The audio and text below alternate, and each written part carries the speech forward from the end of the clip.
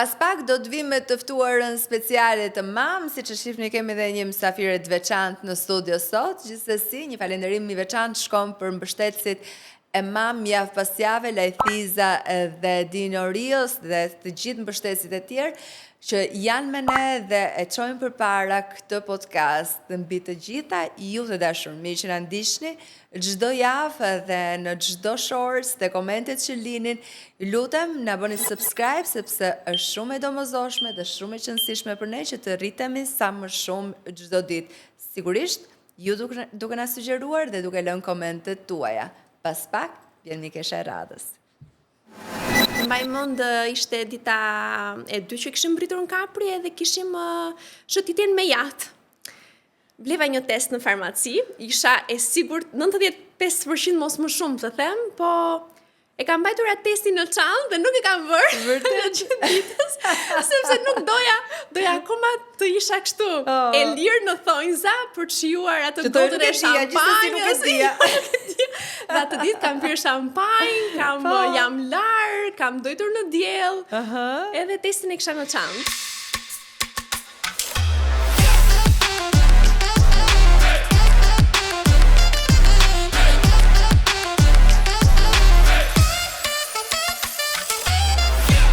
Inger, sot në mam nuk do të flasim për asgjë tjetër veç mëmësisë, dhe gjithë këto 8 muaj mrekulli që ti ke në krahët e tu, dhe shumë çka nuk flitet në vitin e parë të lindjes së një fëmie. Faleminderit që je në mam sot. Shumë kënaqësi për mua, faleminderit ti për ftesën. Dhe në fakt, Velis ka ardhur pas një historie të gjatë dashurie 8 vjeçare, apo? Po, 8 vite. Erdi kështu surprizë, nuk ishte planifikuar, por e dëshiruar kurdo që të vinte, absolutisht, edhe ishte surprizuese, madje kur e kemi marrë vesh, ishim me pushime në Kapri, edhe unë kisha gjithë këto simptomat, edhe isha 95% po themi. E sigurt po. Thjesht nuk doja ta merja vesën, do më dukej, kishin arritur simptomat aty ku po më shqetësonin. Po më shqetësonin shumë dhe filluan ishin të përzierat, kishte të përzierat edhe pa fuqi, sa po më prishin udhëtimit. Po. Nuk po shijoja dot asgjë, edhe mbaj mend ishte dita e dy që kishim mbritur në Kapri edhe kishim shëtitjen me jaht.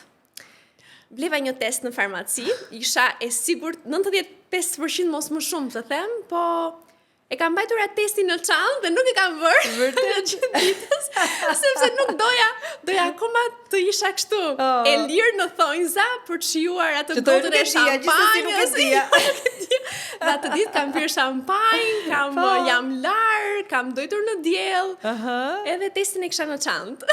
Pra e ke shijuar atë ditë. E shijova atë ditë, edhe po më thua me shampanjën, i bie që ke hedhur në det, ke rrezikuar. Kam rrezikuar, po. Edhe thoja me vete që po ta marr vesh, do t'i ndaloj. Direkt. Psikologjikisht nuk do mundja më, kështu që thash, se kam marr vesh, nuk dëgjoj akoma, kështu që deri në darkë kisha. Dhe kur bëre testin, si ishte ai moment? Lumturi, sigurisht, por edhe pak sa frikë, çfarë ndodh tani, një gjë, në atë moment je kupton që jeta jote ndryshon 100%, kështu që këto ndjesitë isha dhe larg familjes, edhe ndikonte pak që gjën telefon nuk doja t'ju thoja, as nuk ju thoja dot, ndërkohë që duhe edhe një ditë apo 2 ditë të kthehesha, as motrës nuk e ke thënë? Jo, telefon? Askujt, jo. Askujt. Vetëm ne të dy e dinim. A ka qenë diçka që ju e kishit folur më përpara në çift, që kur të bëhet fëmia jon, kur të jemi me fëmijën tonë? Po, sigurisht, duke qenë një marrëdhënie e gjatë, absolutisht që sidomos familjarët nga ana e partnerit edhe e kishin shprehur, po që fatmirësisht nuk na kishin vënë në presion, si të thuash, edhe prandaj kishim lënë në dorë të Zotit, si thuash, që kur t'ishte e shkruar për ne, atëherë do ishim gati dhe ne. Dhe në fakt, në gjithë të vite, 8 vite, ju nuk vendosët le themi të bënit një dasëm përpara, të kalonit në këto le themi piketa që njerëzit i bëjnë sepse duan të kalojnë jetën bashkë, normalisht pastaj vjen fëmia. Pse bët kështu?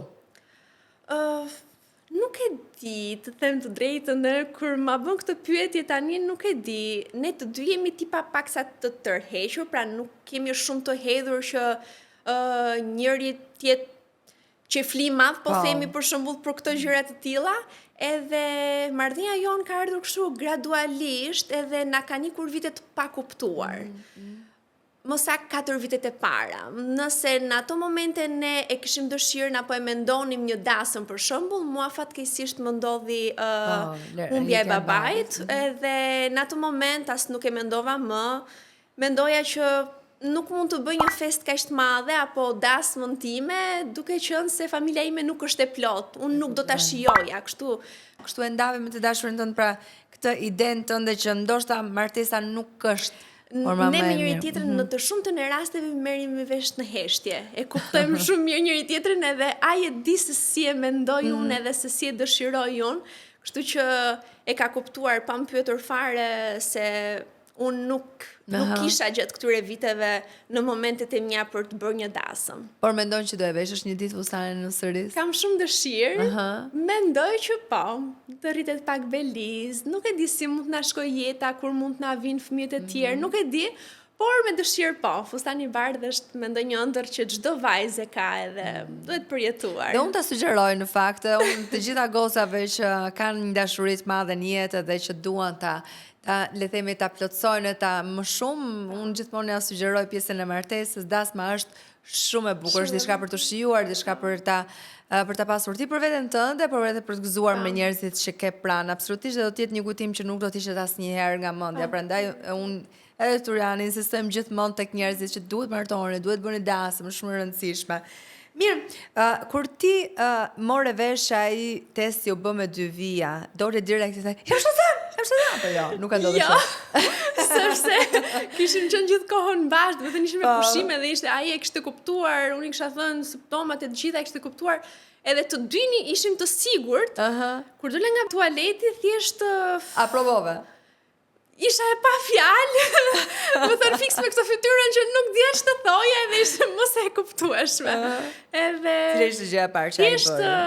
Thjesht më përqafoi edhe më thënë ishin këto fjalët që tani nis një jetë e re për ne edhe shumë lumturi edhe ai e shprehu gjithë lumturin. Dhe është ajo frika. Unë besoj që qëndron frika, gjithsesi ai e gati për ta bërë këtë gjë. Shumë gati.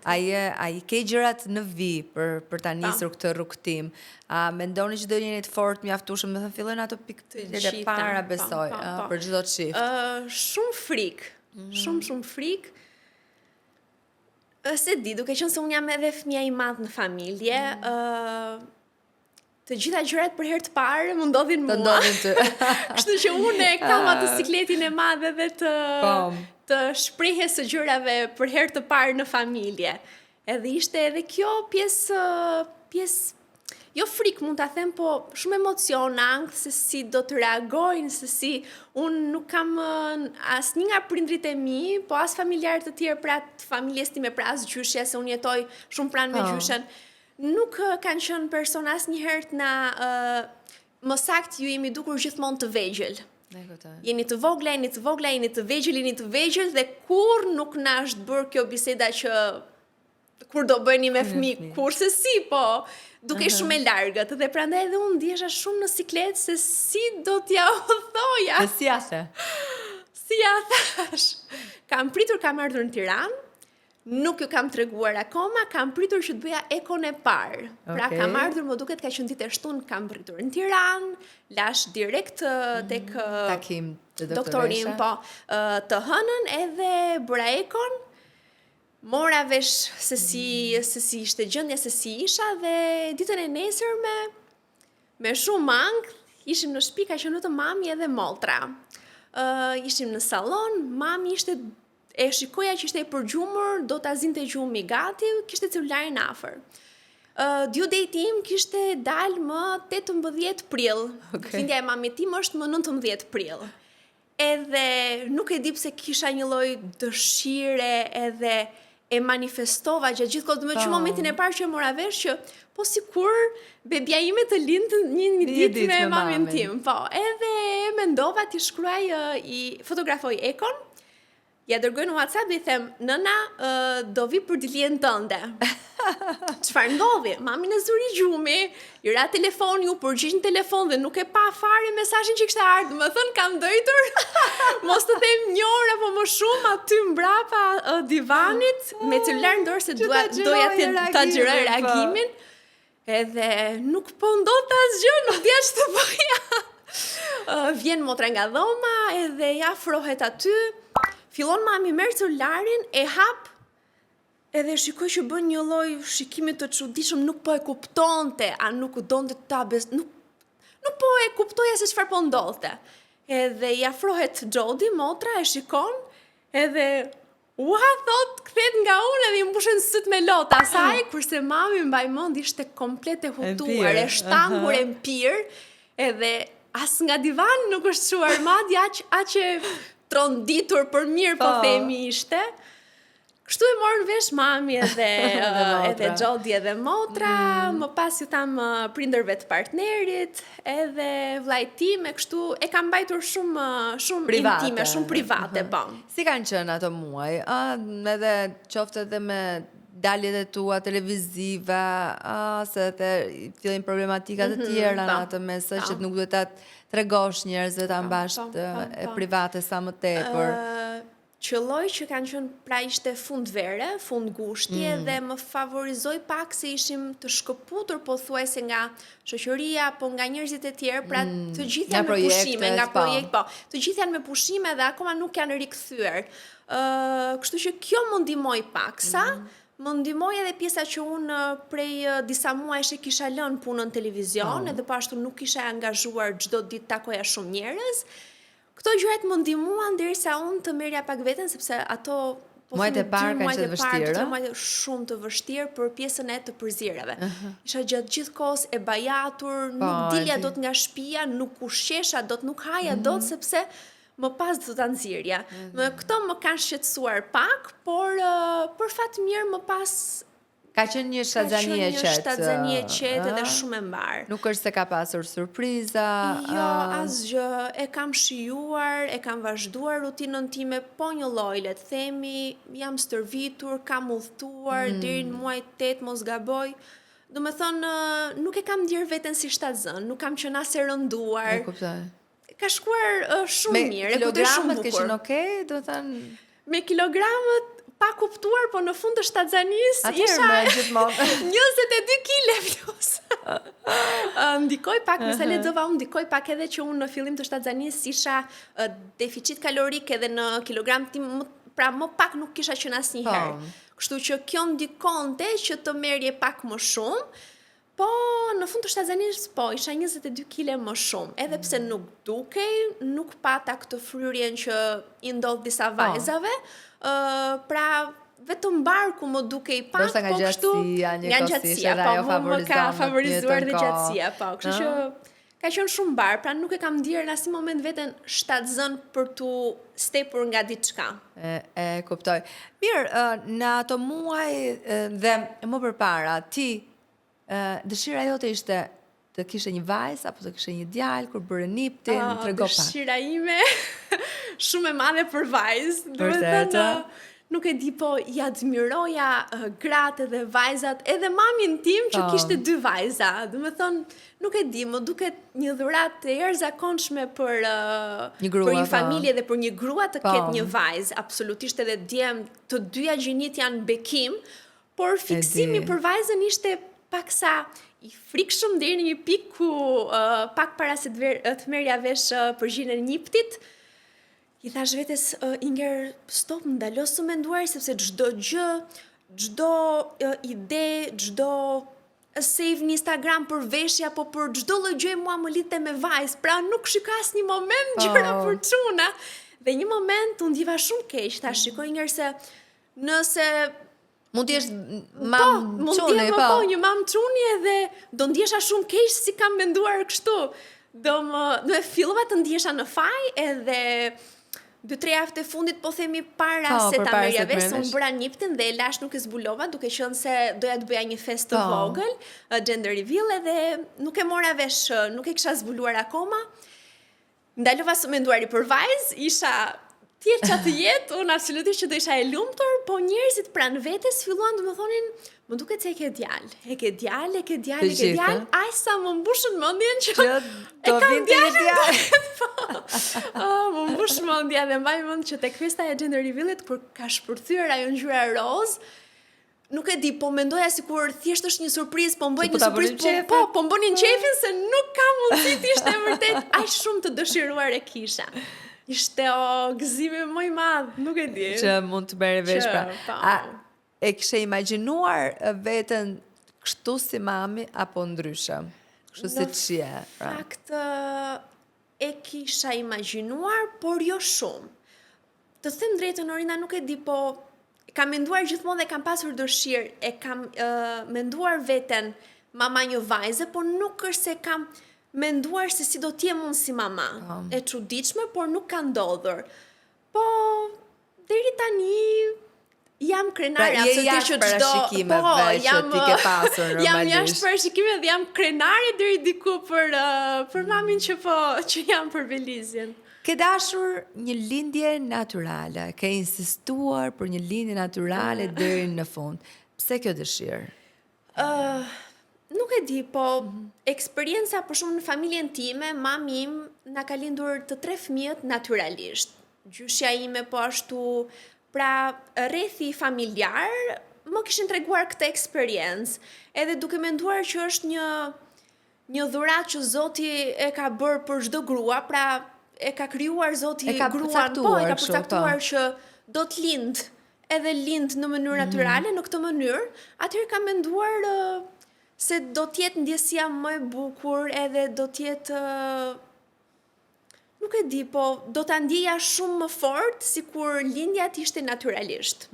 Kjo ishte perceptimi im, edhe kam bërë maksimumin gjatë muajve të shtatzanisë për të pasur një lindje natyrale. Pra më kishte këshilluar mjeku im që vazhdo rutinën tënde stërvitu sepse të ndihmon, të stimulon, ec shumë, domethënë unë bëra bëra maksimumin që të më shkonte mirë shtatzania dhe rrjedhimisht mendoja që dhe lindja do të vinte natyrale dhe do të vinte mirë e mbar nëse shtatzania do të ishte e tillë. Më thënë, deri në javën e 40, unë isha 1.000.000% e sigurt se do të lindja natyralisht, gjë që kur e mendoj tani është shumë gabim. Dhe në fakt do të tregosh pse është gabim, sepse në të gjithë historinë tënde, historikun tënde, në momentin që të plasën ujrat, ku ke qenë, si ke qenë, pra mendimet që patën atë moment dhe si vijoj më pas? Po, kisha bërë një takim me doktoreshën tek spitali që do të lindja 2 ditë para dhe më thotë që edhe pse të kanë mbetur vetëm 2 ditë për të plotësuar 40 javë, ti nuk je gati, pra trupi nuk është gati. Okej, madje para përcaktuam edhe një datë për një operacion, tha do të presim, do t'i kalojmë edhe disa ditë pas mbushjes së 40 javëve, të presim çfarë do të ndodh, nëse nuk ndodh gjë, do të futemi në operacion. Okej, më mërziti pak, më friksoj pak, por isha e bindur, isha kaq e bindur sa nuk e di, them tani si ka mundësi, kisha një lloj bindje. Edhe doktoresha më tha, a ke qenë aktive këto kohë, a ke ecur? Po thash aktive gjithë ditën, madje ka qenë ishin pak, kishte shumë pak kohë që ditët e fundit, po ne kishim pak kohë që kishim hyrë edhe në shtëpi të re, kishim filluar bashkëtesën për herë të parë me partnerin edhe isha marrë me çdo lloj pune të mundshme, me blerje pafund çdo ditë, pra me blerje për shtëpinë më shumë se sa për bebin, po. Edhe me mendjen time kisha bërë maksimumin, po më tha doktoresha, madje mbaj mend kështu duke qeshur, më tha mos kujto se punët e shtëpisë janë aktivitet, di lecta. Dhe unë ato 2 ditë vetëm kam ecur, dola edhe eca gjithë Tiranën, mbaroja ndonjë punë që kisha, po dhe shijoja se më pëlqente shumë që normalisht, ndjesha shumë mirë që nuk kisha rënduar aq sa për të mbyllur në shtëpi apo për të ndëjtur pasive. Kështu që ato 2 ditë të fundit unë vetëm kam ecur në këmbë. Deri në momentin që Deri të në plasë momentin që mure. madje kam qenë ascensor, po nuk po e kuptoja mirë se çfarë po ndodhte, duke qenë se eksperiencë e parë. Edhe kur futem në shtëpi e kuptova që kishte ndodhur. Më vën në dieni doktoreshën dhe më thotë merre me qetësi, edhe unë fakt kisha marrë goxha informacione që mos të panikosesha, edhe fatmirësisht ja dola që situatën ta kontrolloja, po, ta kisha në kontroll, edhe më thotë doktoresha që pas një ore, ka qenë ora 7 e darkës, diçka e tillë, 8 e darkës, edhe më thotë pas një ore, shko që të jesh më mirë, sigurt të jesh në spital, po. Ka qenë e premte vonë, e premte në darkë. Shkoj në spital, më bëjnë kontrollin direkt, shikojnë gjendjen dhe ujërat pra kanë plasur komplet, më thotë doktoresha, por ti nuk je gati. Nuk je as pak gati. Më thotë dhe që vajza është me fytyrë para. Okay. Pra, nëse bebat duhet dalin me fytyrë mbrapa, poshtë, ishte e kthyer para, po. Më thotë që është pak me rrezik e vështirë, por që absolutisht mund të lindësh, nuk ka asgjë. Po, nuk është e pamundur. Nuk është e pamundur, madje kisha shoqen time të ngushtë që e kishte pas si eksperiencë, ma kishte treguar, edhe kishte lindur natyralisht, ishte shumë okay, kështu që nuk s'më ndikoi fare të mendoja që se do futem në operacion. Jo, isha e sigurt që unë do të lindja natyralisht, nuk e di. Lloj durë dhimbjet, besoj shtrove, filluan dhimbjet dhe 12 orë i përjetova të gjitha kontraksionet, të gjitha dhimbjet. 12 orë dhimbje. 12 orë, po, vetëm aty në sallë, vetëm me partnerin tim. E përjetova, unë mbahem si vajzë e fortë, e mbaj veten si vajzë e fortë edhe fizikisht për sa i përket dhimbjeve, edhe absolutisht që tani, po të them unë nuk mbaj mend asgjë, pra nuk më duket asgjë, edhe di shumë mirë që të gjitha gratë kështu thonë, harrojnë dhimbjet, të përjetojnë të njëjtën gjë. Por dhe në ato momente, dhe kur kisha kontraksionet më të forta, prapë ndjesha sikur se s'po kaloj gjë. Ndërkohë që vjen mëngjesi, edhe doktoreshën time nuk e kisha akoma, ishte thjesht doktoresha që kishte qenë në roje natë. Më bën kontroll dhe më thot, kanë kaluar gjithë orë dhe ti nuk ke fare përmirësim për të pasur një lindje natyrale. Kështu që do të futemi në operacion, tha. Më merr doktoresha ime, nuk kemi ç'bëjmë, tha. Do ta bëjmë operacionin. Nuk e di, nda aty përsova një lloj shoku dhe një lloj mërzie që nuk di si ta shpjegoj. Do të thënë ishte me do sikur të braktisi trupi yt në atë moment? Eksakt, sikur nuk më përgjigj trupi sa do që unë bëra, sa do që unë bëra maksimumin. U preva fare, nuk e di. Madje kisha bërë plan që në gjatë lindjes të kisha edhe partnerin në sallë, edhe të kisha madje edhe një fotografe që të fotografonte bebushen sa po të lindte. Do me thënë, e kisha imagjinuar çdo gjë kaq bukur dhe kaq e kisha qëndisur në mendjen time, kupton? Edhe ajo të përmbyset në atë moment. Edhe përmbysi çdo gjë, po doktoresha nuk e kisha akoma aty dhe madje i them atyre mamive dhe vajzave që ishin që të lutem partneri do jetë me mua, thash në sallë se sidomos në atë momente që unë isha kaq e rënd poshtë. Vulnerable, doja patjetër që ta kisha aty pranë. Jo, më thanë mua nuk bëhet, sepse në një lindje me operacion nuk duhet jetë askush përveç personelit në sallë. Dhe unë nuk mundoha fare që t'i thoja ndoj fjalë më shumë, fare. Po thash kam dhe i fotografi që të vi, ma bëri, thash kam folur me doktoreshën, do vi doktoreshën dhe ja u konfirmon. Pra mbajta më shumë hallin të ishte pak të fotografje, harrova babajnë e jo detyrimisht babajnë, po ishte ai moment që ty ai të duhej ai shumë. Më duhej dhe mbaj mend e kam të fotografuar në tru, e kujtoj shumë shpesh korridorin e spitalit u ndal nga salla dhe ishte do të ecja në korridor drejt, ande dhe thjesht kthej një shikim, ai po më shikonte dhe unë po shikoja që ngela vetëm dhe ku po iki, fiks ku po futem, domethënë ishte shumë e trishtueshme. Si moment. Nuk e di, po. me shumë gabimorinda që nuk e kisha përgatitur veten. Pra, që mbas eksperiencës time, unë mundohem që mi kisha vetë mia, shoqe që mund kemi shtatzën, ja u këshilloj dhe ja u them gjithkohë që mos e bëni gabimin tim. Shumë gabim që unë e mora të mirëqen që do t'jetë kështu. Jo, përderisa ekzistojnë dy mundësi, absolutisht që do t'i marrësh parasysh të dyja. Nuk i diet kurse si. Pra edhe pse mua më kishte shkuar shtatzënia çdo gjë mirë, doktori më kishte siguruar që do të bësh, ma kishte bërë të mirëqen që do të bësh një lindje natyrale, unë duhet ta kisha përgatitur veten. Kjo më Dhe kjo ndoshta ta krijoi të gjitha të shokun. Më kushtoi shumë që ta kaloj operacionin shumë keq. Më vjen shumë keq për veten. Domethënë tani që e kujtoj mbas kaq kohësh, them tamam më vjen keq për veten që këtë eksperiencë, këtë gjë kaq të bukur që i ndodh një vajze, unë e përjetova kaq keq dhe me kaq frikë. Mbaj mend personeli aty, u kujdes që të më ngrinte humorin, po unë asnjë moment nuk kam buzëqeshur apo kam folur. Fare thjesht çdo gjë e mendoja, nuk e di, po keq. Si ka mundësi, ku po gjendem këtu, ndërkohë e kisha imagjinuar fare ndryshe. Edhe momenti vetëm që u emocionova dhe më dolën lotët edhe qesha ishte kur pash gocën.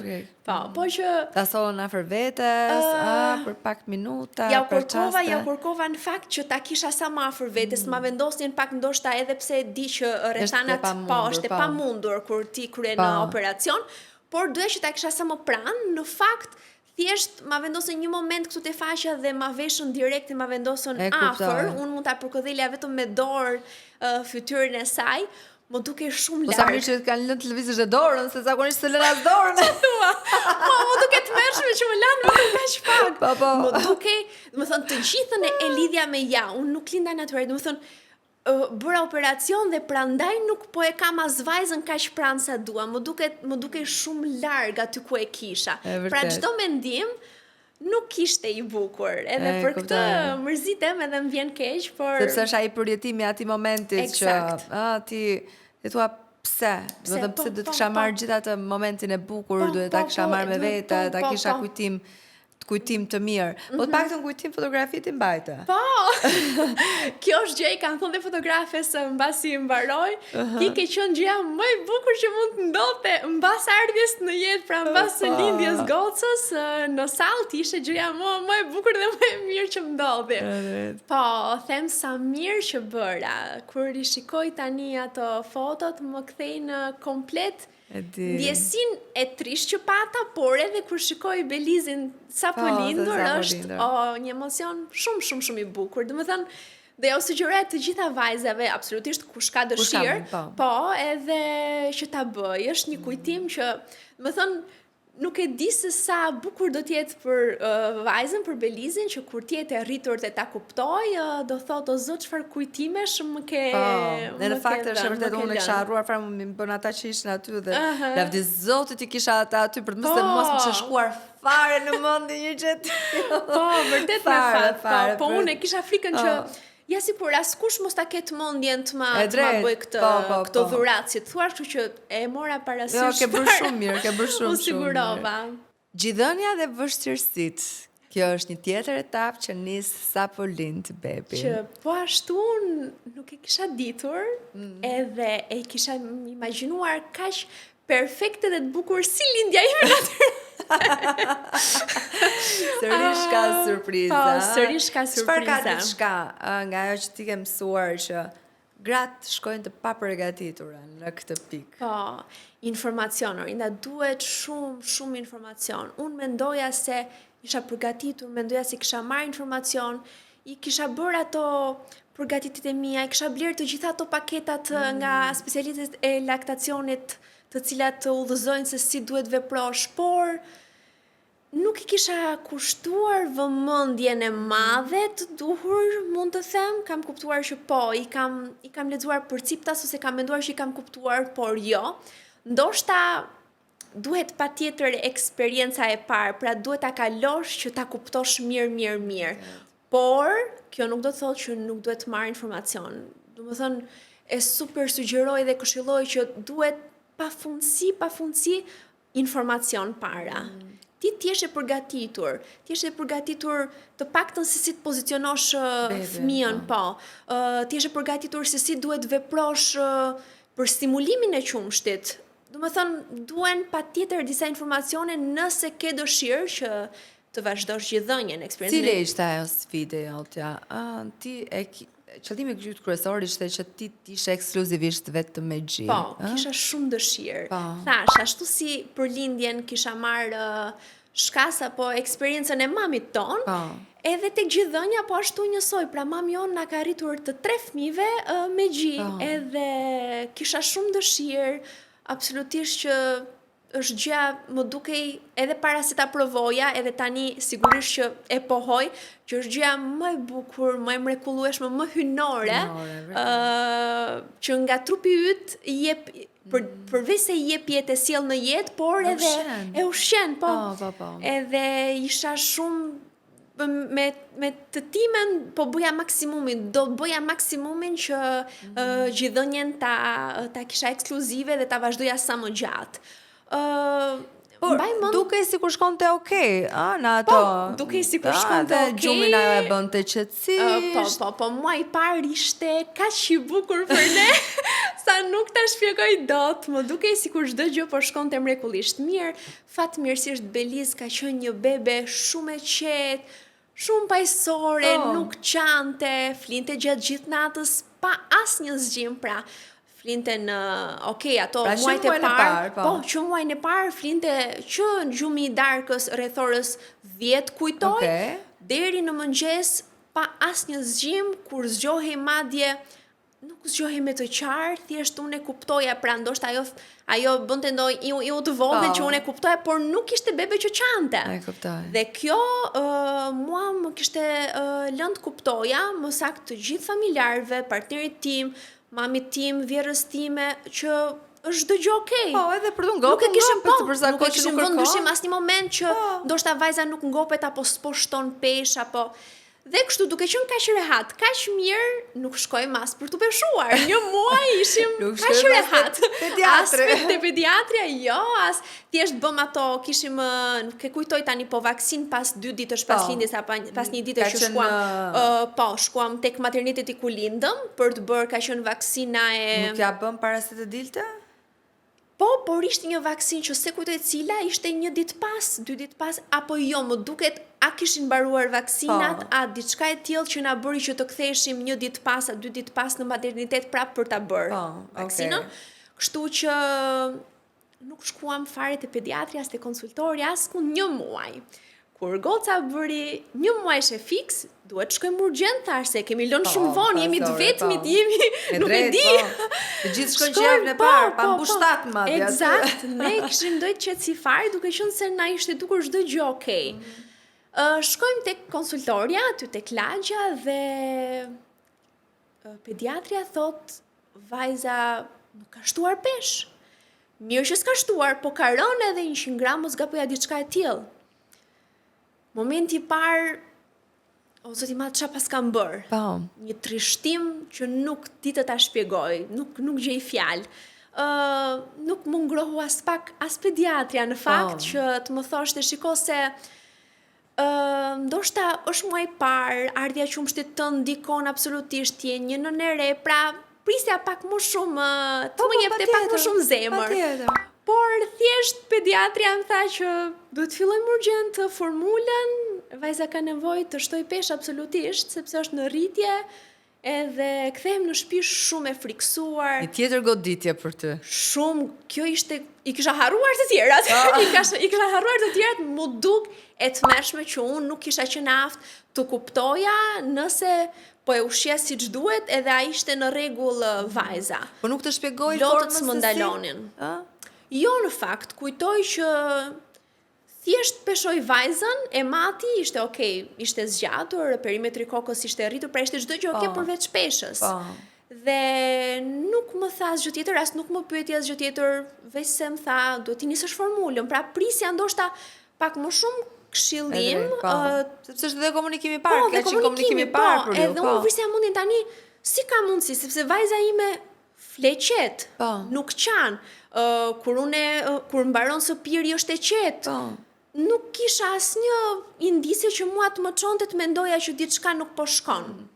Edhe kjo më bëri akoma më të trishtuar, edhe lotët e mia nuk pushonin, edhe partnerishte gjithkohës që po nuk ka problem, mos fajso veten, do ta rregullojmë, jemi në kohë, nuk ka asgjë. Jo, nuk kishte asgjë, ishte pamundur të më sillje në. Unë thjesht shikoja vajzën edhe qaja, si ka mundësi çfarë. E bleve formulën? E bleva formulën patjetër që po e bleva, por nuk e hapa. Lash aty nuk e hapa fare, thjesht isha e sigurt që e kisha në shtëpi, po Besoj që ke bërë shumë mirë, marrja e informacionit pra Orinda, duhet kisha pasur më shumë informacion. Deri aty unë nuk e kisha konsideruar ai shumë pompën për shembull, ndërkohë që në atë moment mora informacion, pyeta dhe kuptova që duhet kisha pompuar. Bebet ditët e para, javët e para janë të përgjumura. Përgjumen shpejt. Qoftë edhe operacionin ndikon. Edhe operacionin ndikon, kështu që lodhen shpejt, përgjumen shpejt, duan të flejnë më gjatë. Do të thënë nuk e bëjnë stimulimin, disa bebe e bëjnë, por jo të gjitha nuk e bëjnë stimulimin 100% të gjirit, kështu që duhet kisha përdorur pompën. Që në atë moment nisi përdorimi i pompës, pa pushim mund them, darkave çdo natë më kthye në stres edhe në lodhje shumë. Shumë frustruese. Më dukej nuk doja ta bëja, as pediatri kur fillova të ndiqja vajzën nuk ma këshilloi që unë ta zgjoja natën, absolutisht nëse fëmia fle gjumë fqet, nuk duhet ta zgjosh. Do të thënë është javë sado që i vogël është javë të bebit ta shpreh, të reagoj, kështu që zgjohet vetë nëse ka nevojë për të pirë. Kështu që natën detyrohesha të pompoja, më kthye në stres, në lodhje, ne të dy bashkë me partnerin im si çift kemi udhëtuar gjithmonë shumë dhe ja kishim vënë qëllim vetes që dhe kur të vinte vajza në jetë ne do të udhëtonim shumë. Dhe kemi udhëtuar shumë që prej muajit parë, 2 muajshe vajza, kemi dalë jashtë vendit, brenda vendit, në jug, këtej andej kemi lëvizur shumë. Edhe ishte akoma më stres që në valixhen ku unë do merja rrobat mia, rrobat vajzës, do të merja pompën, do të merja ato gota që duhet ruja qumshtin, duhet merja qese, nuk e di, për t'i larën. Tjetër hall. Pra sepse aty atë mendon që thua të paktën ta kemi gjë që mos të kem këto siklete e tjera që të marr bagazhe ekstra me vete, vetëm se duhet asistoj. Po, janë detaje që mund të duken të vogla, por ty të lodhin, të shumojnë atë stresin që ke, të themi, e rrisin stresin edhe lodhjen psikologjike. Kështu që u bë shumë e lodhshme.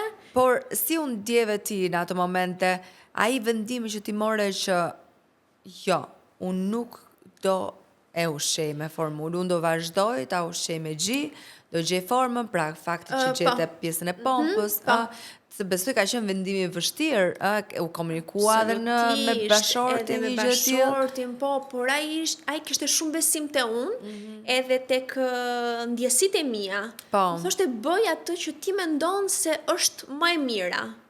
Edhe fatmirësisht as familjarët, se di që në shumë raste ndikojnë edhe familjarët, mamaja jote, mamaja partnerit, të thonë që shiko se jepi ushqeje, shtoja pak formulë se gjuna, nuk është po, nuk po kështon. Fatmirësisht ma kishin lënë mua në dorë, e di ti se çfarë është më e mirë, do ndjeshmëria jote tregon shumë. Edhe i besova shumë vetes dhe u përmirësuam. Me pompën u përmirësuam, edhe vajza filloi të shtojë peshë shumë okej, edhe unë isha shumë më mirë, do të thënë muaj pas muaj, vetëm lehtësohesha nga stresi i ushqimit, pastaj i ushqyerjes me gji, edhe dal nga dal fillova, pra muaj parë e shijova shumë, pas muajit parë ai muaj dytë, tretë kanë qenë goxha stresues, po dhe prap më riziteshe me veten që kisha pritur, thoya një herë ke pritur kaq shumë për ta përjetuar këtë ndjesinë e bukur të gjithëdhënies dhe prap nuk po e përjeton bukur. Bëra çmos derisa u kthyem në normalitet edhe e kemi shijuar dhe po e shijojmë. Vazhdoni e shijoni. Vazhdojmë e shijojmë, po, me shumë dëshirë. Është shumë e rëndësishme në fakt të vijoj edhe deri në pikën e fundit, si thonë doktorët, për t'ia dhënë bebit, sepse vetëm mirë i bën, edhe ja shton imunitetin. Kur natën e bënit me radhë me bashortin, apo ishe ti gjithë kohës Në momentin alert? që e diti që nuk kemi qenë asnjëri alert, nuk kemi qenë asnjëherë për të vendosur alarm ose për të çuar, nuk e di, sikur unë isha e aftë në këtë pjesë që ta ndjeja kur vajza çohej, kështu që As kamera s'keni pasur? as kamerë nuk kemi pasur, e kemi marrë kameran mbas muajit parë kujtoj dhe nuk e përdornim se gjatë ditës e mbanim flinte në sallon. Edhe kishim parasyve natën ajo në 10 flinte gjumë, edhe ne të dy, edhe me këtë dëshirën për të qenë gjatë gjithë kohës energjik për vajzën, nuk donim as natën, pra orët e vonat natës, pra pas orës 10 ne të qëndronim zgjuar. Flinim në mënyrë që të rikuperonim lodhjen e ditës, edhe të ishim të freskët gjatë ditës për të marrë me çdo gjë. Kështu që flinim dhe ne për një herë me vajzën, zgjoheshim me të, as kamera nuk mu desh, kështu që ishte më vonë fillohen regreset edhe filloi dhe zgjimi natën. Dhëmbët kur i kanë nisur që ti? I kanë dalë, dhëmbi i parë i ka dalë ditën që bëri 7 muajshe. Okay. Po, kështu që prisnim më parë, në fakt se shikonim që grindej, fërkonte, fuste gishtat në gojë, tërhiqte shumë pjesën e mishave të dhëmbëve, ça shikonte fuste në gojë, duke që po sikletosi për këtë, por në fakt dhëmbi i parë i doli 7 muajshe, po.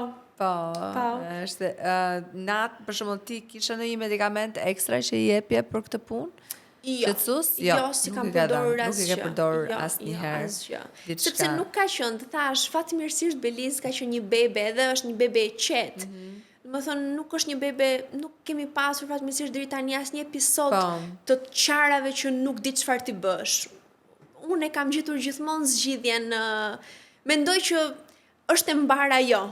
Prandaj. Dhe ke qenë e qetë dhe 6 vjet sepse kjo reflektohet edhe pediatri sa herë kemi bërë takimet, ma thoshte gjithmonë që bebi është si është nëna. Nëse ti je qetë, prandaj bebi është i qetë. Nëse bebin ta shikosh që është në alert apo nuk është komfort, dije që ti po ja transmeton një lloj sikleti. Kështu që pa vedije deri diku, se tani kur e kujtoj kam pasur sikletë, pra ky momenti i gjithdhënjes ishte mërzi për mua dhe them bravo që nuk ja kam transmetuar vajzës, pra në një formë e kam gjetur atë rrugën, e kam mbajtur, po, që ti je me qetë për të. E vërtet. Por ndërkohë në atë se Rubin e kemi këtu edhe ka qef të shpreh dashurinë. Ulemi nëse ulu. Momenti i solidit, si ka qenë për ty? Kalimi nga qumësh gjiri në solid, sigurisht që ti vazhdon ndërkohë me qumëshin e gjirit. Po, vazhdoj me qumëshin e gjirit. A që një proces i vështirë? Muaj parë po, pra muaj 6 ishte i vështirë, nuk dija orinda nga t'janisja, nuk kisha asnjë lloj informacioni. Pra, nëse për gjithdhënien mendoja që isha përgatitur dhe vërtet kisha marrë pak informacion para, edhe pse kuptova pas që nuk ishte asgjë, po për ushqimet solide nuk kisha marrë fare informacion. Erdhi 6 mujori, shkuam te pediatri, u konsultuam me të, na tha që po, mund të nisi vajza është shumë okay, edhe mosha është e përshtatshme. Në atë moment, po tani çfarë do bëj? Dhe çfarë bëre të parën? Muaj parë tani pas. Mban me çfarë nise? E kam nisur më duket me patate në ëmbël. Të gjithë e nisin patate në ëmbël. Patate të ëmbël. Unë në fakt kam nisur avokado, po e nisin të dytën e kam pas patate në ëmbël, pastaj po. Patate të ëmbël, pastaj avokado, e kështu nuk e kujtoj pastaj, po ditët e para ishte nuk e dija si të veproj dhe deri në atë moment as Beliz në fakt nuk kishte një rutinë të përcaktuar. Gjumet e ditës ishim edhe na kishte lënë pak me pasojë, si thua, regresi muajit 4, na zgjati goxha dhe gjumet e ditës ishin një katastrofë, të shpërndara, shumë pak minuta, ti nuk dije se kur do flinte, kur do zgjohej dhe kjo më jepte vështirësi edhe në pjesën e ushqimeve solide, sepse nëse fillova të merrja informacion, kudo thuaj që duhet një orar fiks, t'ja mbash paka shumë çdo ditë. Si puna e gjumit edhe ushqimi njësoj duhet jetë. Dhe duhet kesh kujdes që vajza ishte ushqyer edhe pra të kishte pirë qumësht më parë, Po. pra 1 orë po themit, kishim diferencë, po t'ishte edhe e fjetur, mos t'ishim para gjumit, sepse do të fillonte të Po. acarohej prej gjumit, dhe mua kjo më ndodhte.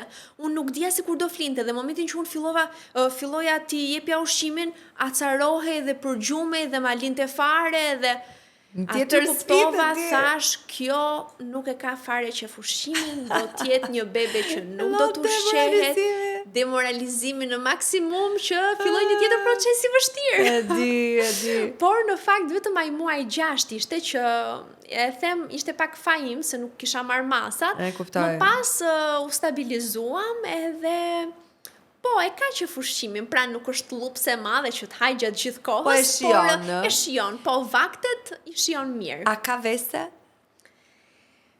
Dhe themi qa shikon të një gjëshë, ose mund t'jetë e trashëguar nga ju të dy. Është serioze, i kanë Okej. gjarë shumë të jatit. Edhe unë mbahem për një vajzë serioze, po më karakterizon shumë buzëqeshime, pra jam shumë e qeshur, ndërkohë që ajo nuk qesh kollaj. Okej. Madje ndonjëherë të hedh syt kështu, i ul syt edhe kthehet nga ana tjetër dhe them o zoti i madh. Këtë mund të them që e ka kështu të ngjarë. Fizikisht na e vën të gjithë në duke që pak fare më kanë ngjarë mua dhe më shumë i kanë ngjarë të Kështu jatit, thonë, gjë na që thonë të është gjithë. për vajzat Po. thonë të gjitha vajzat janë një lloj, pra ngjajnë më shumë nga babai, sidomos vajzat e para. Po. Po kështu, po deri tani nuk është se, ndoshta nga që s'ka filluar akoma të flas, të eci, nuk e shikoj që të ketë ndonjë ves. Çuçon në fakt Orinda, edhe kjo mos informacioni im ja kam dhënë që ditën e parë që jemi kthyer në shtëpi, pra që 2 ditëshe. Ja dhe? Që po ja dhash. Ja vendosja, nuk e kishte shumë qef, insistoja dhe ja vendosja derisa ju e pranoj, e ka pranuar, domethënë, por nuk e dija që ishte gabim fakt, sidomos kur ti e ke me gjin, nuk duhet t'ja japësh javët e para çuçin. Dikon fare, më beson. Ashtu, unë këtë lexova më pas. Faktën, mund ta lexosh, ma atara mos më kanë ndikuar. As mua fare. As mua Atara do fare. të gjiri nuk kishte rëndësi, a kishte çuço, a kishte biberon, a kishte gjiri, do ishte gjithmonë zgjedhja e saj e parë, domethënë si do që të ishte Edhe ne puna. nuk na ndikoi fare, por që mora vesh se kisha bërë gabim, Mendoj si që është thuash. mit më shumë se sa janë justifikime E kupton, që i po. bëjnë her pas here, por domethënë ka fëmijë që se duan fare për Që shembull. e di që nuk e pranojnë Për fare, shembull, pra nuk e pranojnë bëjnë çmos fare, mamat po. edhe nuk e pranojnë fare. Nuk e pranojnë dhe shumë mirë, do të thënë, por për shembull ka mjek, doktoresha, për shembull ortodont, që mua më kanë thënë në këtë pikë që nuk është gjë e keq sepse thonë edhe për gojën. Edhe ndërkohë, doktoresha ime tha, ndoshta ndikon edhe për mirë ndonjëherë për pjesën e gojës, për zhvillimin e gojës. Për këtë pjesë kam dëgjuar vetëm keq në fakt për aparatin e gojës. Me sa duket ka ndikim edhe për mirë për zhvillimin e nofullës. Kështu që janë ca gjëra që i ngatrojmë her pas here, sepse i ngatrojmë duke dëgjuar njëra tjetrën. Na thon vetëm pjesën negative. Po, na thon pjesën negative, por harrojnë që ka anë pozitive ajo gjë. Unë insistova më shumë, edhe pse Beliz nuk ishte thash një fëmijë që qante shumë, por gjithsesi dhe në ndonjë moment që nuk ndihej, e shikoj që nuk ndihej rehat, doja ta qetësoja, ose fakti që ne lëvizim shumë edhe kemi dalë që 3-4 ditë kemi dalë xhiro me karrocë, kemi dalë me makinë, domethënë doja që ta qetësoja edhe kur ishim jashtë. Kështu që prandaj insistova pak, ajo e pranoi lehtë, por nuk është e varur, nuk është se ka një shikoj tani që e harrojmë në shtëpi dhe nuk është se kemi të nevojshme për ta marrë me vete kur dalim, apo ndonjë moment, pra e shikoj që nuk mendoj që edhe pak mund ta përdorim edhe nuk do të jetë. A ke një rutinë gjumi tani? Tani po, kem një rutinë gjumi, për momentin kem një rutinë shumë të mirë madje dhe them o Zot, a kemi ndonjë regres tjetër afër? Shpresoj që regres do të duash, po ti do kthesh do bulmosh te kjo se s'bën. Kem një rutinë, ajo gjëja e vetme mund të them tek gjumi që për momentin kemi problem dhe që e ka pasur që prej muaj 2-3 zgjohet shumë herët, Orinda, zgjohet në 5:20, në 5 të mëngjesit, ajo e ka syt. Ja kështu jemi të gjithë. Edhe shkojnë te krevat tani që edhe rrotullohet, e lëviz nëpër krevat, e ka krevatin me ndarje me shufra kështu druri, vendos kokën kështu edhe jo, që më dëgjoni se unë jam zgjuar edhe po pres që çoheni. E përdor thesin e gjumit? Po, e kam përdorur që nata e parë ishte e frikshme, sepse ne i vendosëm batani e gocës dhe një moment e shikon burri që i kishte ardhur pak më afër te goja, u panikosëm dhe të nesër me mëngjes ishim direkt porositëm online i thes gjumi dhe kemi përdorur dhe përdorim.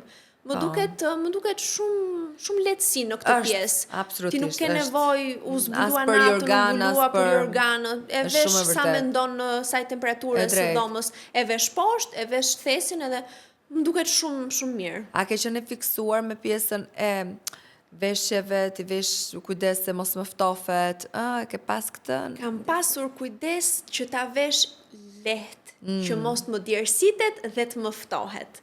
Sepse kisha dëgjuar më shumë që edhe pediatri na këshilloi, po edhe mami, për shembull Vjera, mami, partneri tim tha që burrin tha, domethënë djalin e kam ftohur kur ishte i vogël shumë se e mbi vishja. Edhe nga këto eksperienca, po dhe nga këshilla e pediatrit, vishe normalisht si në të rriturit vetëm një stres më shumë. Edhe unë kështu kam vepruar edhe mendoj që ka funksionuar super mirë. Jo, e vërtet. Kam frikë ta vesh ndonjëherë më shumë se ç'duhet, se ajo djersitja më frikson. Vezën e ke futur shpesh në dietë? Që në muaj të 6. Okay. Pra që në javët e para që provojnë fillimisht këto avokadon edhe pra në momentin që të vinte veza, unë të kisha me çfarë t'ja kombinoja dhe absolutisht që diku te java e 2 e 3 në muajin 6 e kemi provuar vezën, të kuqen e vezës, më pas edhe të bardhën ja jap tani ja bëj omlet ose në format ndryshme. Po, pediatri nuk na e tha asnjë moment që është ndaluar, vetëm se më kanë kryqëzuar mamat në Instagram në momentin që kisha nxjerrë një ditë një recetë makarona me të kuqen e vezës dhe kungull mbaj mend. Akoma nuk e din që veza duhet fillojë para. Eksakte, dhe unë jam informuar që sidomos vitin e parë të jetës, po që muajt që kur nis ushqimi solid, t'ja prezantosh të gjitha ushqimet sepse kjo do të ndihmojë që mos të jetë alergjike.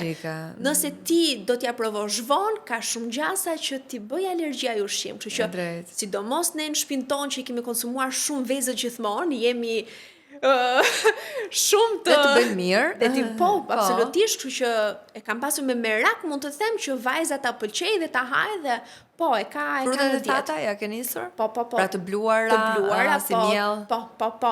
Ja kam provuar edhe ja kam përdorur në receta të gjitha frutat e thata, hurmat e arabis, trushin e thatë, arrën e kokosit pluhur, peshkun, të gjitha. Pra nuk kam asgjë në listën që nuk duhet. Mjalti absolutisht, kripa dhe sheqeri nuk bëhet fjalë, po them tek ushqimet asgjë që ja kam që Por a kishte more një program ti? Në fakt po, mora në Instagram, kisha goxha kohë që ndiqja dhe pse nuk kisha bërë mbar, thash nuk kisha bërë mbar të futesha dhe të lexoja apo të blija ndonjë nga këto paketa që ofrohen për të ditur si niset, jo, por ama nga fundi muaj 6, mora masat, bleva 3 paketa, jo vetëm një, studiova me atë timen dhe ajo çfarë më duk mua më e përshtatshme edhe absolutisht edhe më e lehtë për mua, sepse ka shumë rëndësi se në fund të ditës jam unë ajo që do t'ja ofroj fëmijës, kështu që duhet të jetë edhe për mua e lehtë edhe e mbar si proces. Ajo çfarë më duk më e mira, ndoqa po ndiqem, po vazhdoj të ndiqem të marr recetat edhe menut nga është në Instagram, mund ta them, ditari i një nëne, është Nertila, që me të jam shumë e kënaqur. Të gjitha recetat e saj, Belizi ha me shumë dëshirë, pesh shton shumë mirë, që tregon se ushqimet, sepse kisha frikë, ose jo kisha frikë, po lexoja shumë që bebet e vogla kur nisin ushqime solide kanë shumë probleme me shtimin në peshë një, por më shumë me konstipacionin. Edhe kjo më friksonte, sepse nuk dhe asnjë moment që vajza të kishte parehatit të tilla, kështu që fatmirësisht nuk kemi pas asnjë problem dhe recetat e Nertilës më kanë shpëtuar. Nuk e di pse mamat janë më shumë të pryura të thonë eksperiencat e këqija se sa të mirat, nuk e di pse, edhe të gjitha më thonë, se kënaqur tani se do bëj një vjet, nuk do të haj asnjë gjë se kështu bën gjithë fëmijët. Jo, nuk është e vërtetë. Nuk është e vërtetë, po prarin ta thoj. Edhe unë mendoj që s'mund të jetë për gjithë njësoj, kështu që deri tani jemi okay, shpresoj që unë do bëj maksimumin tim, edhe kam dashur që t'ja edukoj ushqimin edhe t'i kthehet në çeke dhe që e dëshiron edhe që e dashuron, ushqimin për ne të rriturit është diçka që e dashurojmë edhe e shijojmë, e njëjta gjë duhet jetë edhe për bebet. Tek gjumi, shpesher kanë ndihmue si zhurma e bardhë, muzika. Çfarë ke përdorur ti, Inger? I kam përdorur zhurmat e bardha. I kam përdorur, po nuk është se kam parë ndonjë ndryshim. Pra i kam përdorur t'i mbush vetes mendjen që tipo po i bën të gjitha, domethënë, nuk është se s'po flese, nuk i ke vendosur ti zhurmat e bardha, prandaj ja kam vënë, po nuk është se kam parë ndonjë ndryshim. Kush e di. Ja përdor, ja vë, po nuk e di, nuk e bëj akoma dot dallimin.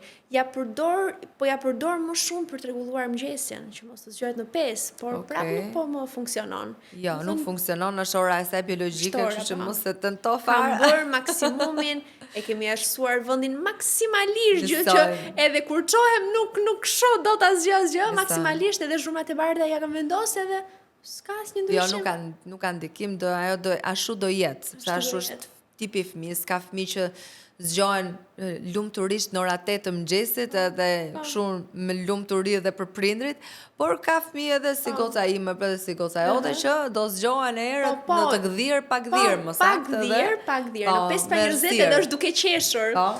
Si ke fuqi qeshit, edhe filloj qesh dhe unë. Ka nga ato ditë, Inger, që ti ke dëshirë që të përgjigjesh, po je shumë e ezauruar, nuk ja del dot. Kjo më ka ndodhur rinda gjatë periudhës vështirë me gjithënjën, që thash muajin e 2, muajin e 3 që u ezaurova shumë edhe kishte di që thoja, nuk e di, a mos duhet ta lë. Por tani them ajo është rritur, jemi stabilizuar me gjumet e ditës tar se ndikojnë shumë edhe rutina gjatë ditës. Do të thonë hapësirat kur ajo fle, mua më jep hapësirë për të çlodhur pak për vete apo për të bërë diçka që mua më bën të ndihem mirë, kështu që mendoj kjo rutina jone mirë për momentin më bën që mos të ndihem e ezauruar, të paktën këto muaj, këto 2-3 muajt e fundit.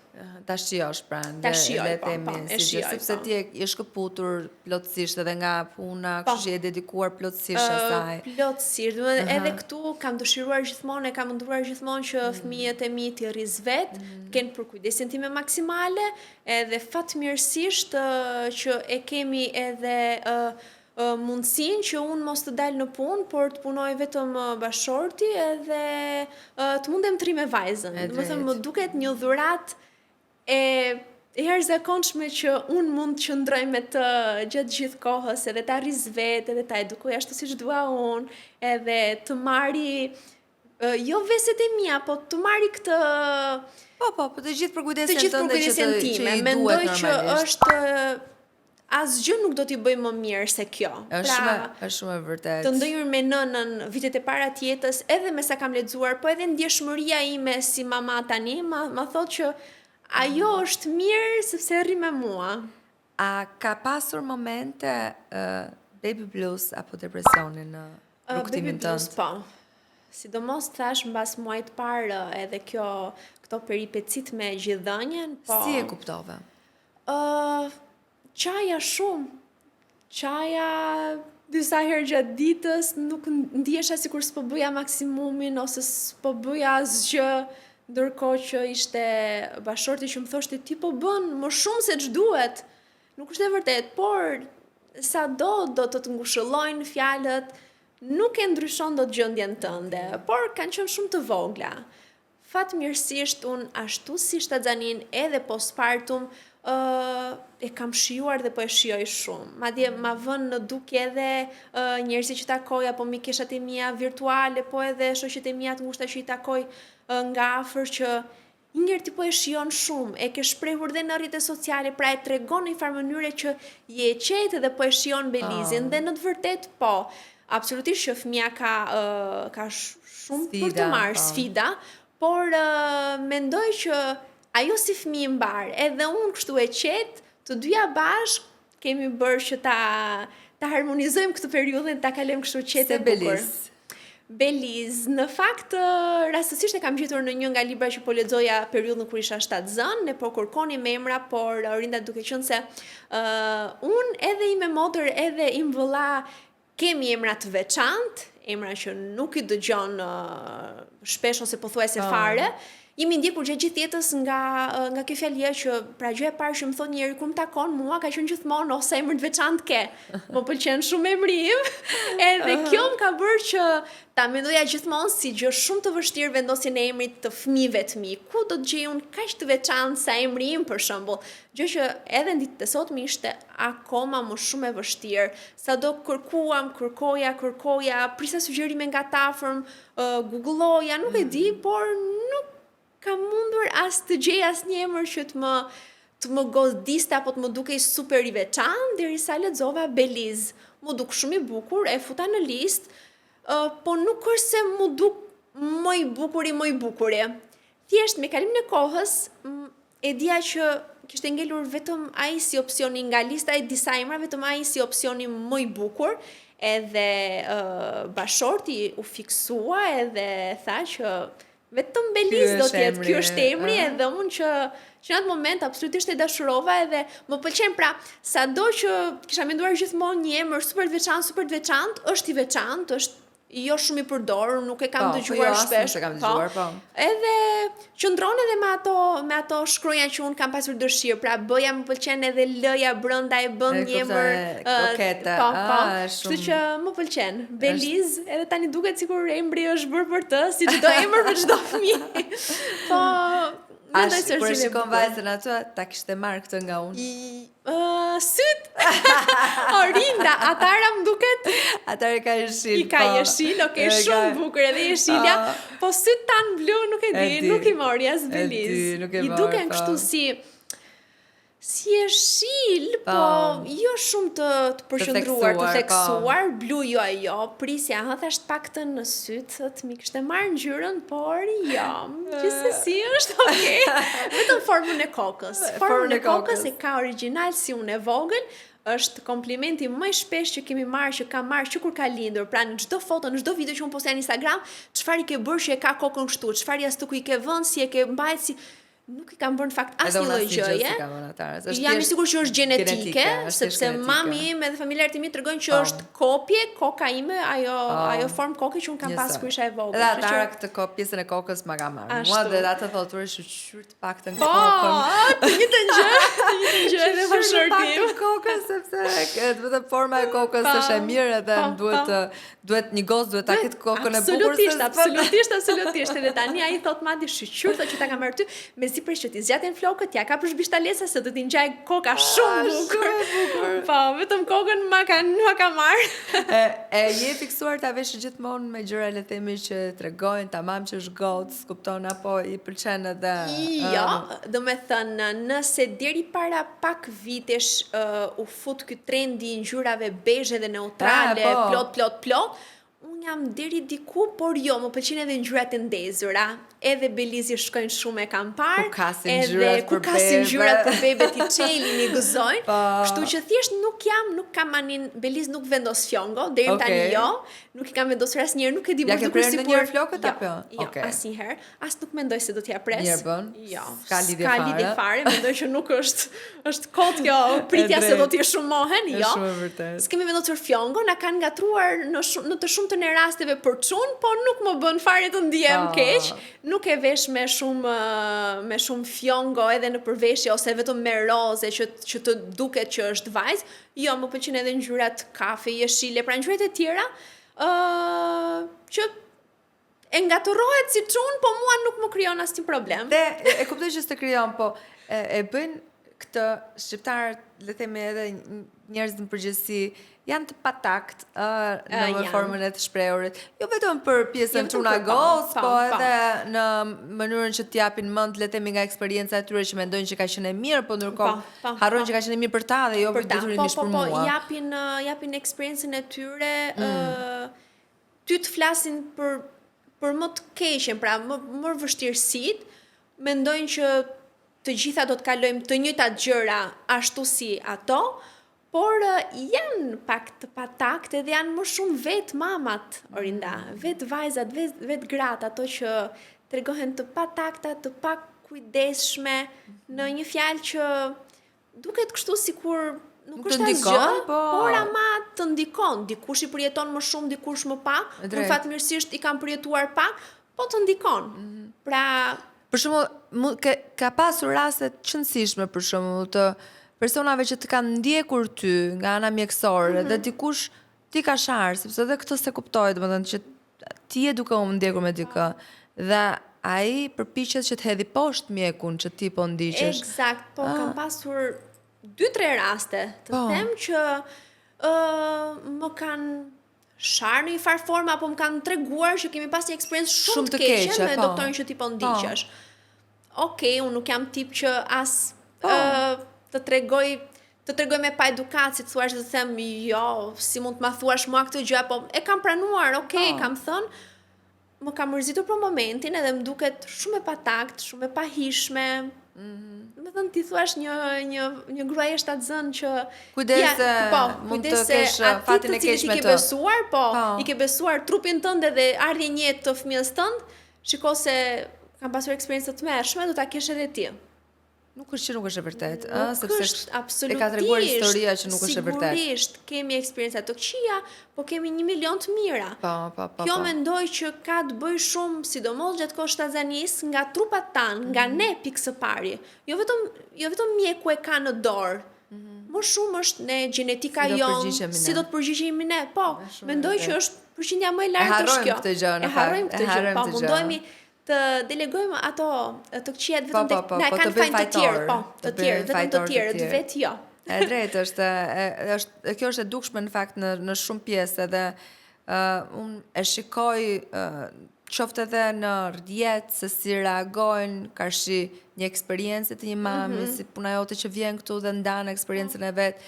Ashtu si kundërtit për çështjen e operacionit që nuk e doja, por ama duhet ishe përgatitur edhe për këtë. Pra e fajsoj veten tani dhe them shumë gabim. Pra në momentin që unë ndaj një eksperiencën time tani, jo them, vajza mos e bëni, nuk duhet mendoni asgjë për të mirë qenë. Duhet i merrni parasysh të gjitha, si kjo, si tjetra, të dyja janë të mira në fund të fundit për këtë proces, bëhen për të mirën e bebit edhe mamit. Absolutisht. Që duhen marrë parasysh të gjitha. Asgjë nuk është. Dhe njëkohësisht edhe sa i përket gjithdhënies, shumë mama dorëzohen shpejt. Dhe unë nga eksperjenca ime me gjithdhënies këtë kam kuptuar se tani ta pranojmë, nuk e di pse kohët e fundit pjesa më e madhe e fëmijëve ushqehen me formulë. Absolutisht ka raste që vërtet është e pamundur nga ana nënave, por mendoj se ndikon shumë edhe vetbesimi edhe të punosh, pra të këmbgulësh. Gjithdhënia duhet të punosh. Domethënë duhet të zgjohesh gjithë natën të pomposh, gjithë ditën të pomposh. Kjo pra është ti ezaurohesh, ti lodhesh, është sfidë të mëshme me veten, lodhje fizike, psikologjike. Po ama është për një qëllim. Kështu që them ja dilet, po duhet shumë këmbgulje. Me këmbgulje gjithdhënia mund të zgjasë ti aktualisht 8 muaj dhe kalonin shumë mirë dhe besoj që sa do mendon që do ja mbash Belis. Ke një afat? Orlinda, para se ta provoja, thoja mjafton 1 vjeç, 1 vjeç e pak, po tani që po e përjetojmë, nuk mund ta vendosem. Nuk ka limit. Derisa ajo nuk jam edhe për moshat të mëdhaja shumë, pra ndoshta maksimumi 2 vjeç, maksimumit, kështu e mendoj unë të paktën, sepse pastaj fëmia është i rritur, 3 vjeç nuk mendoj se as e ka më të nevojshme, po edhe ai afrimiteti kashi me maman. Mendoj që deri 2 vjeç është okej, por do ja lë në dorë vajzës, kur ajo të si ndryshoi marrëdhënia me të dashurin e zemrës tënde, me babin e Belis? Me babin e Belis. Absolutisht që për mirë, fatmirësisht, shumë më mirë. Unë jam me shumë fat për partnerin tim, ndjem një vajzë shumë me fat. Ashtu kam qenë shumë e lumtur me të edhe para se të vinte vajza, edhe tani, edhe pse po kalojmë këto sfidat e para të vogla të prindërimit, ne po I kalojmë fatmirësisht shumë mirë. Në asnjë moment nuk ka pasur, pra nëse thonë që të ikën pak vëmendja nga partneri apo dashuria të zbehet sepse vjen fëmia, Me ne në fakt nuk po ndodh kështu, vetëm po shtohet dashuria, sepse është shumë e rëndësishme, ne të dy e mendojmë edhe ja shprehim njëri tjetrin që është shumë e rëndësishme dashuria mes nesh ti përcillet fëmijëve tan. Ata do rriten shumë më të shëndetshëm dhe shumë më të lumtur nëse shohin dy prindër që duan shumë, respektohen shumë, shkojnë mirë. Ka një dhimbje të heshtur në historinë tënde, Po. që është humbja e babait. Po. A të rikthyet ty me njëherë mendimi, po si kur a i ti ishte këtu? Po, më shkëthyer Në shumë. momentin që lindi Belisa, kur morë vesh ishe shtatzan. Po, që në momentin që mora vesh që isha shtatzan, as sikur t'ishte dhe ai, as sikur t'i dhuronte dashurinë e gjyshit edhe ai, babi më ka qenë shumë i dashur, e shprehte shumë dashurinë, edhe me fëmijët e vegjël, me ne absolutisht, ka qenë gjithmonë, e shprehte pa kufi, ndoshta mami më pak, po babi shumë. Edhe me tipin që ka pasur, mendoj edhe është, më thënë, ato mendimet e mia të her pas hershme që as sikur t'ishte mes nesh edhe t'i dhuronte atë dashurinë e vet të Belizit. A e mendon, të vjen mend sikur ta telefonoje, dua t'i them këtë gjë tani në këtë moment.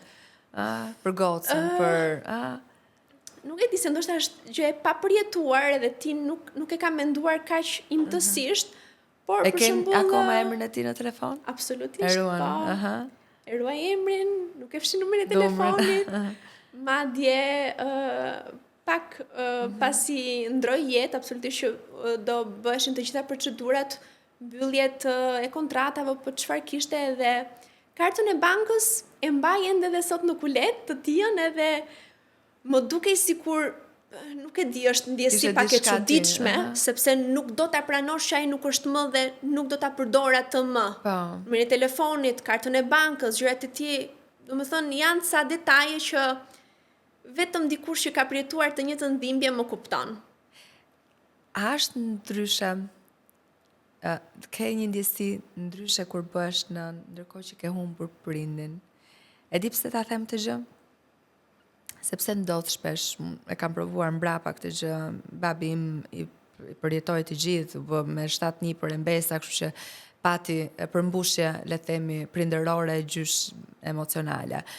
Por thon shpesh, edhe ma kanë thënë njerëz të mi të dashur, kur me iku babi, tha, sot u je rritur vërtet. Sot u rrite, sot është ndryshe, sot Orinda u rrit, sepse njërin prind nuk e ka më. A është ndryshe të bësh prind kur nuk e ke njërin prind?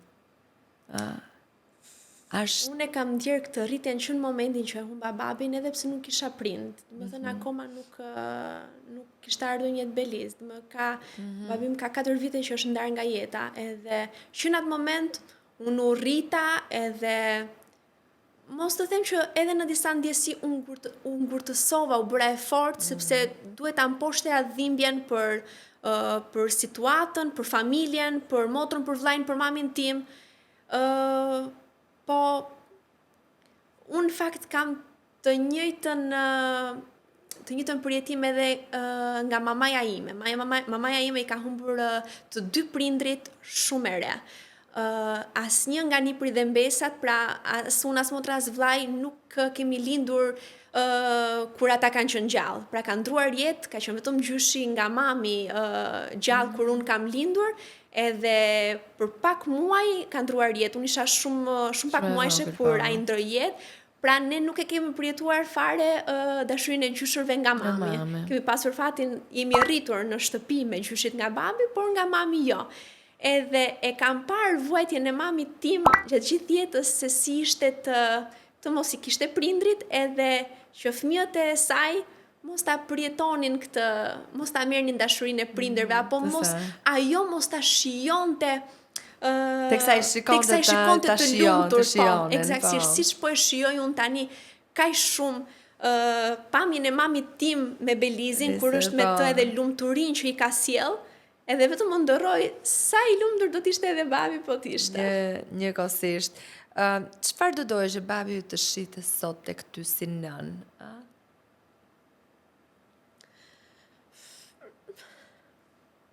Nuk e di, ndoshta për kushtimin. ne jemi rritur në një familje që të dy prindrit kanë qenë shumë të përkushtuar edhe mendoj që do ta vlerësonte. Shumë e vërtet. Mirë.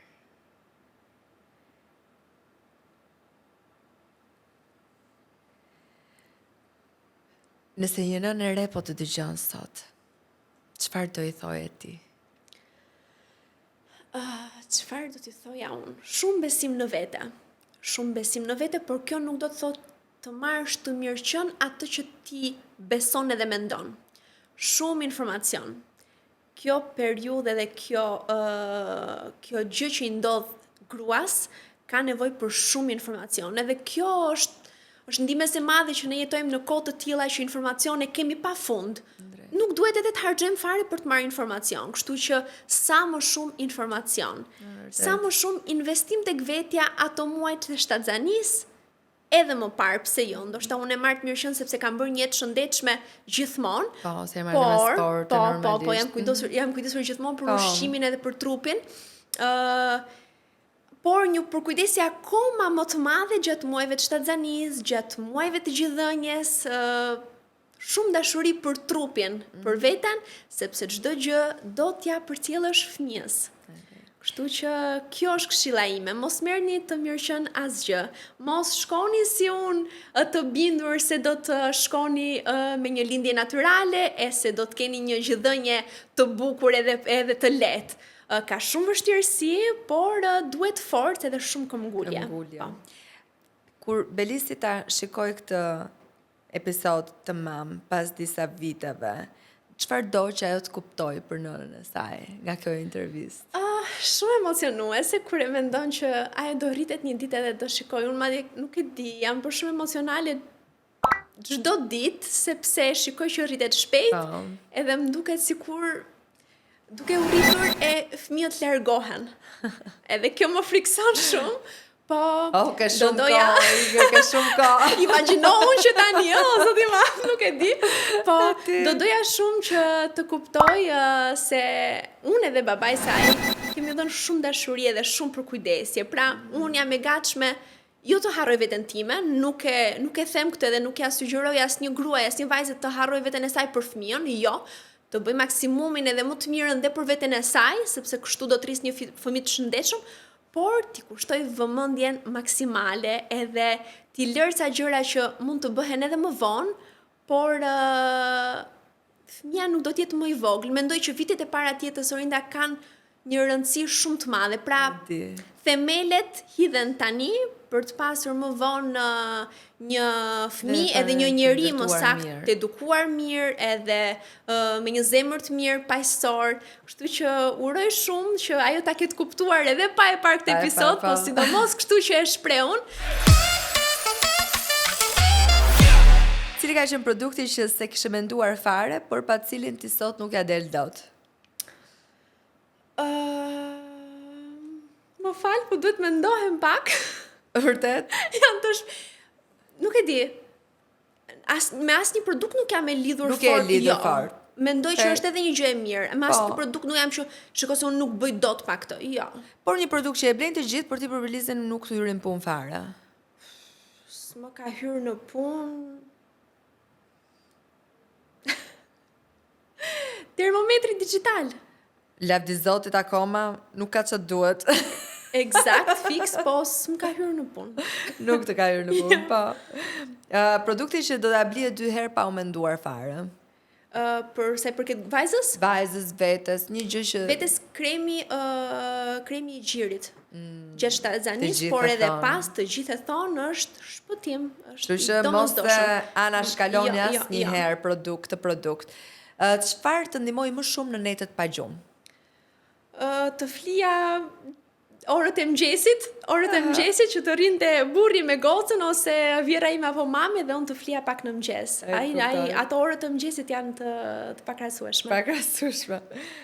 Një produkt që mendove se ishte marketing, por që të dori një shpëtim i madh. Pompat marketohen shumë. Në fillim mendova që do ta marr ta kem, por në fakt është e domosdoshme. Unë mendoj që është e domosdoshme që në maternitet. Nuk i dihet situatës, duhet t'jetë me vete. Disa thonë jo, nuk të duhet, unë mendoj, nga eksperienca ime, mendoj që është e domosdoshme. Edhe shumë mama që kanë qenë në mamë, në fakt të gjitha e kanë sugjeruar sepse të gjitha i ka rezultuar sukses. Ka ndonjë gjë që sot i thoje një nëne, mos harxho lekët kot. Mos harxho lekët kot në në veshje. Në veshje. Në veshje. Unë kam qeftave shumë bukur beliz, po në rrobat të përditshme, mundojmë të mos harxoj shumë. Pra mos të shkoj tek badit më të shtrenjta. E vërtet. Zgjidh diçka që është e mirë cilësore, ka rëndësi që të jetë material i mirë, por jo domosdoshmërisht brendi më i mirë dhe më i shtrenjtë për një badi që pas një muaji nuk do t'i bëj më. Okej, investo, nuk është investim se fëmijët i ndryshojnë, po që mund të harxhosh pak më shumë në një pellush, në një xhup, në një tek kputucët, që do të jetë edhe një kujtim i bukur më vonë. Unë tek këto të paktën nuk jam kursyer. A bëre baby shower? Baby shower jo, po bëra gender reveal. Okay. Një festë të vogël, familjare, thjesht doja që ta kisha kujtim. Okej, nëse do të bëje sot një baby shower list, pra nëse do të kishe një festë baby shower, çfarë janë 3 gjëra që do i kërkoje se s'bën që t'ishin në listë dhe të plotësoheshin nga të ftuarit që do kishe? Unë për shembull kam dhuruar relaksin. Relaksin e Baby Bjornit, ja kam dhuruar një tafërme time kur e blem, kur kishte, kur lindi bebushja, kur shërës së Belizit, e bleva sepse ne kishim eksperiencë super të mirë me relaksin. Shumë e vërtet. Kjo një gjë shumë e mirë, në baby showerin tim mund të më sillin fare mirë disa gjëra që mua do më duhen për disa muaj. Pra, një shoqë ime mund të sill fare mirë një pomë për shembull. Pompa mua do më hyn punë për shumë gjatë. Pra, jo gjëra që për pak kohë do më i kalon dhe se ja vlen për shembull. Prandaj kjo është një sugjerim që jepet të gjithave që mund të mblidhen edhe bashkë edhe të bëjnë një dhuratë të përbashkët. Dhuratë që do ishte shumë e ëmbël por jo funksionale, mendon?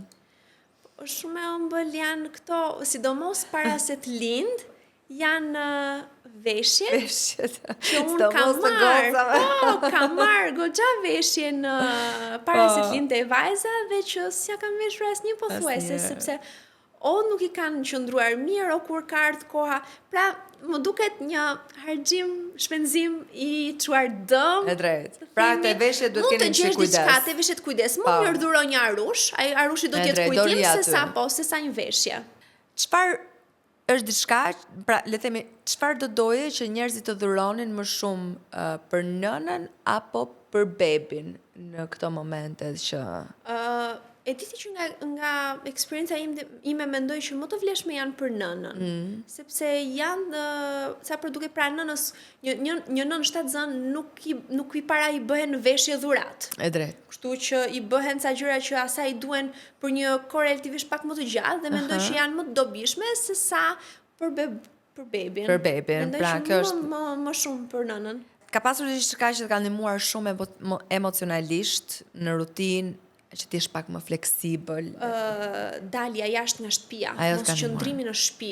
Unë e kam Ke dalë shpejt? Kam dalë shumë shpejt. Kemi dalë që 3 ditë mbasi kishim lindur, kam lindur dhe pse kisha lindur me operacion edhe kisha dhimbje. Nuk kisha dhimbja të mëdha që të më ndalonin të dilja. Pra, me pak forcë edhe mbledh veten, kam dalë për një ecje të vogël aty rreth e qark shtëpisë edhe për të nxjerrë vajzën, se kam menduar kurrë që do rri, jo 40 ditë, po. Kurse si. A ka ndonjë trik hack që ti ke përdorur pra në një gjë, le të themi, që ty të ka ndihmuar në ato dietave? Për shembull, një gjë që unë bija gjithmonë në me ataren që thoja një ditë përpara thoja që unë këtë nuk do e bëj më nesër, por që prap bija ditën tjetër sepse koha ikën shumë shpejt kur je me bebe. Është unë thoja gjithmonë që do e nis dushin në 5:30 masdite, pra të gjithë rutinën që të pim qumsh në 6 dhe në ora 7 ose 6:30 maksimumit jetë në gjumë dhe gjithmonë bija në përsëritjet e gabimit tim. Edhe duhet të zgjidhja këtë gjën që gjërat shkonin mirë. Ti ndërkohë e di çfarë kam unë problem këtë periudhë paktën që shikoj që Beliz është mjaftueshme e rritur, pra në këtë moment ne mund vendosim edhe unë mund të punoj, le të themi, për një rutinë për të, se më e vogël më vinte gjuna doja që ta lija të lirë, ti kishte vetë ta krijonte vetë rutinën e vet, ndërkohë tani unë mundohem t'ja orientoj. thjesht akoma nuk po mbaj radhën e duhur të këtyre gjërave që bëhen para gjumit. Pra, nëse një ditë i bëj dush, pastaj ushqej, pastaj lexojmë libër, natën tjetër kemi bërë dush, kemi lexuar libër ose jemi ushqyer para dushit. Këtu kam pak probleme që nuk po e zgjidh. Që nga e përgjithshme Që nga e përgjithshme si duket. Nuk e bëket dot. Çfarë do t'i thoje një nëne e cila po përgatitet për ditët e para të saj në shtëpi me bebin? Partnerin pran, burrin pran, ndikon edhe marrëdhënia që ke me të, po mendoj që çdo grua në momentin që lind fëmia shkon mirë dhe është marrëdhënia shumë e shëndetshme, kështu që partnerin pran, jo shumë njerëz në shtëpi, nëse ti je tip që nuk pranon as këshillat, më mirë mos mbaj askënd në shtëpi fare, sepse edhe këshilla e mamit tënd të duket si e tepërt ato ditë e para, edhe të shan. Sikur po thon një gjë të keqe të gabuar, kështu që më mirë pa njerëz, më mirë ti burrio do ta kaloni situatën. Shtazania dhe lindja e një fëmije nuk është gjithmonë ajo që ti planifikon. Ashtu si që ti the, por është diçka që ti e përballon. E ti nga e ke përballuar shumë mirë. Faleminderit. Dhe ti shkrenare për veten. Shumë faleminderit. E vlerësoj nga një mami, se tani unë jam e re në këtë fushë, po e vlerësoj. Mendoj që jam treguar e fort. Të jesh nën, dashka shumë nerva, shumë përkushtim fizikisht, emocionalisht, psikologjikisht, kështu që duhet forcë për të qëndruar jo vetëm këmbë, po për të dhënë më të mirën e për ta bërë sa më mirë këtë periudhën e shtatzanisë dhe postpartum, të themi. Të mungon karriera jote? Më mungon televizioni, por fatmirësisht në një mënyrë apo një tjetër ne kemi fatin që nëpërmjet rrjeteve sociale mos ta ndjejmë shumë, pra të bëjmë një pjesë të punës tonë, ta bëjmë edhe me rrjetet tona sociale. Kjo më ka ndihmuar, më ka bërë që të jem akoma në aktive, por që më mungon skena, më mungon në televizioni, por ju aq shumë sa të më marri mendjen edhe të lë belizin për shumë të kujdeset dikush tjetër për të. Faleminderit që ishe në mam. Faleminderit shumë ti, ishte shumë kënaqësi.